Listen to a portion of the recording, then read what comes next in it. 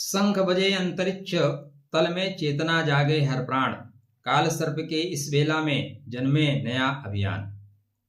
मन कुरुक्षेत्र बंधक रहा, कर्मों की ज्वाला है प्रचंड, नभ से उतरी नाग दृष्टि, समय हुआ गंभीर अखंड। राधे राधे, जय श्री कृष्णा, हर हर महादेव। मैं आपका मित्र नक्षत्र कथान्वेषी आचार्य देव। आज इस वीडियो में बात करेंगे, ब्रह्मांड में काल सर्प योग का सृजन हो गया है। 159 डेज जब राहु केतु के मध्य सारे ग्रह आ जाएं तो उसको बोलते हैं काल सर्प योग। एक शब्द होता है दोष, एक होता है योग। आपके बर्थ चार्ट में दोष बनेगा योग, या आप खुद चयन कर लीजिए। योग है तो सुख फलदायी है, दोष है तो देगा तकलीफ। नमस्कार, ठीक है, पहले कर लीजिए चैनल को सब्सक्राइब, तो नहीं होगा दुखदायी, ऐसा नहीं है। तो मेरे बात करने का अंदाज है। शास्त्रकार कहते हैं काल सर्प महाघोरे कर्म व्यूह प्रजायते, सूर धैर्य समाश्रितम विजय मार्ग लभेत। यदि आप धैर्यवान हैं तो विजय का मार्ग आपको प्रदान किया जाएगा। नागबंदे स्थितो जीवा कर्म फल वशम गतः, धैर्येण साधनम कुर्यात मुक्तिर्भवत निश्चितम। अच्छा है। तो धनु लगन धनु राशि के जातकों के लिए यह योग 3rd हाउस में राहु महाराज और 9th हाउस में केतु महाराज की उपस्थिति है। इसको बोलते हैं वासुकी काल सर्प योग। वासुकी खतरनाक सर्प है, नॉर्मल नहीं है, प्रचंड विषधर वाली बात है। वो एक महाभारत का रण है ना, चल रहा महाभारत का रण। वो कहता है कि मैं विस्तृत भुजंगों का स्वामी हूं, जन्म से पार्थ का शत्रु परम तेरा बहुविधित कामी हूं, कर गरल वरल जीवन भर का संचित प्रतिशोध उतारूंगा, तो मुझे सहारा दे बढ़कर मैं अभी पार्थ को मारूंगा, अभी के अभी मार दूंगा। तो नागों का इतिहास हमारे सनातन धर्म में बहुत पुराना रहा है। त्रेता काल में देखें तो मर्यादा पुरुषोत्तम भगवान राम और लक्ष्मण को नाग फांस लगा था लंका में। फिर कौन आए थे? गरुड़ जी पंख पसारे आए और फिर नागों को मार भगाए। तो ये सिंबल है कि आप नाग दोष से कैसे मुक्त हो सकते हैं। वरना भगवान श्रीहरि नागों पे शयन करते हैं, भगवान शिव के गले में माला के रूप में डले हुए हैं। तो वासुकी काल सर्प योग कर्म से सिद्धि देने वाले, पराक्रम से नहीं, पराक्रम से सिद्धि देने वाले। यदि आप पराक्रमी हैं तो सिद्ध हो जाएंगे। आपके बर्थ चार्ट पे राहु महाराज अर्थ जगत की प्रधानता को लेकर चलते हैं, इसलिए राहु की जब प्रधानता रहेगी तो अर्थ जगत में प्रधानता होगी। यद्यपि संबंधों में कुछ परेशानियां आएंगी, कुछ संबंध टूटेंगे, और जीवन में सारे संबंध जीवन पर्यंत लेके चलने के लिए नहीं होते, कुछ टूटेंगे ही भाई। अकेले पैदा हुए थे महाराज, अकेले जाना है, बीच में ही सारा जमाना है। तो संघर्ष के साथ नेतृत्व होगा, आध्यात्मिक उन्नति होगा, क्योंकि राहु केतु की धुरी भीतर से आपको मजबूत बनाएगी। वासुकी कर्म संयुक्तो धैर्येण फलदायकः, दुख पूर्व सुखम ददात, भाग वृद्धो करो भवेत। लीजिए महाराज, दुख के पहले सुख देंगे, दुख पूर्वम सुखम ददात। अच्छा, मतलब परीक्षा ली जाएगी, परीक्षा के साथ आगे बढ़ेंगे। कैसी परीक्षा ली जाएगी? 3rd हाउस में बन रहा है। 3rd हाउस किसका है? मित्र का है, बंधु का है, बांधुओं का है। और मित्र का मतलब भुजा, भाई मतलब भुजा, और भुजा है तो आप युद्ध जीतेंगे, नहीं ठाकुर बन जाएंगे। ठाकुर ये हाथ मुझे दे दो, फिर बेचारा ठाकुर क्या करेगा?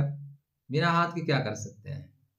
राहु केतु प्रभावेण चित्ते स्पंदो भवेद ध्रुवम, गुरु कृपायाम तुम नश्यन्ति सर्वदोषा क्षणेन वै।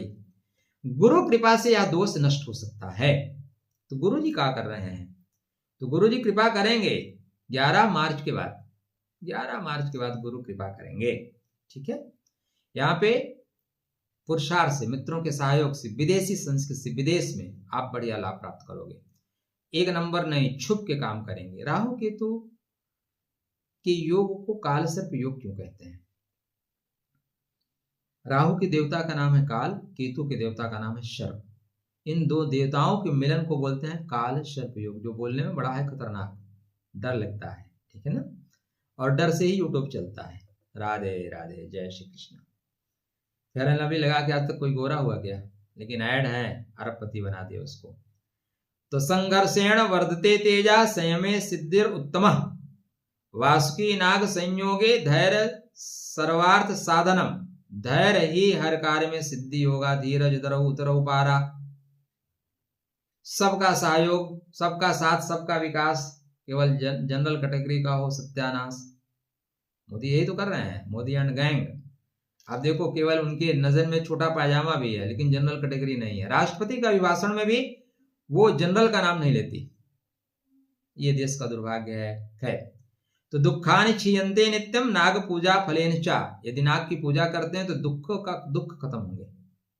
वासुकी दोष नाशाय शिव नाम स्मरे नित्यम। भगवान शिव का स्मरण करने से वासुकी नाग दोष खत्म होगा।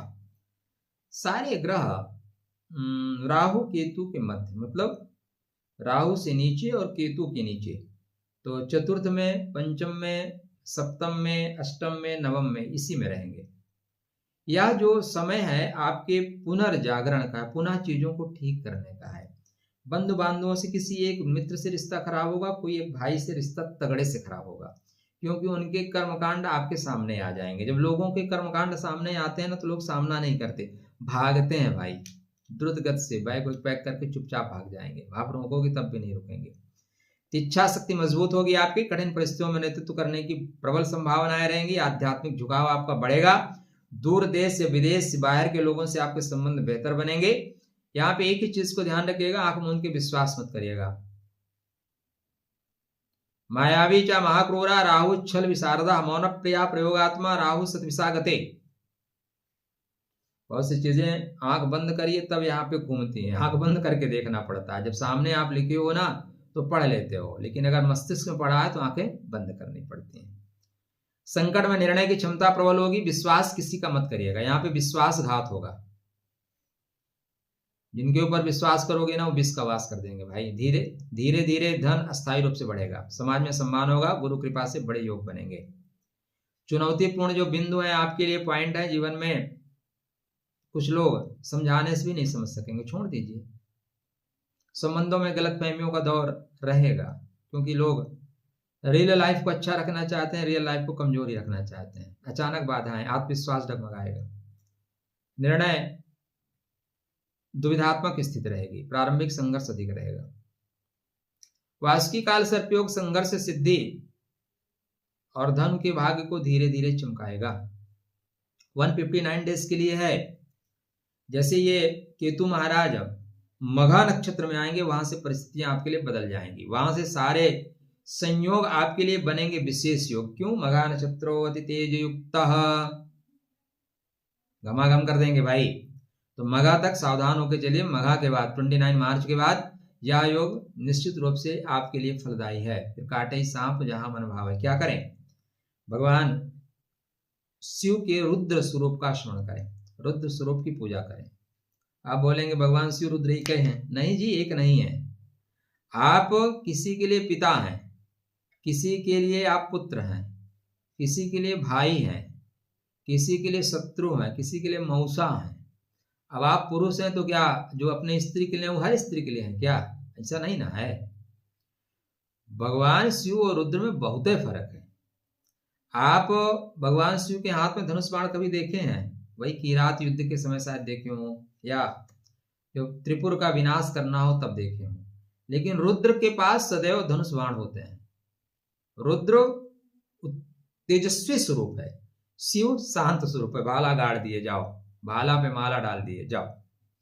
तो यहाँ पे आपको रुद्र के स्वरूप, नमस्ते रुद्रमन्वय उते एक वे नमः, पढ़िए ना, मजा आएगा। नागेंद्र हाराय त्रिलोचनाय भस्मांगराय, इसको पढ़िए। 9 नाग स्त्रोत का जाप करिए, मनसा देवी स्त्रोत का जाप करिए, राहु केतु स्त्रोत का जाप, कुछ भी इसमें से कर लीजिए। सब मत करिए, सब करोगे तो काम कब करोगे? शिव मंदिर जाइए, वहीं बैठ के कर लीजिए, बेहतर होगा। खुश रहिए, स्वस्थ रहिए, मुस्कुराते रहिए। राधे राधे, जय श्री कृष्ण।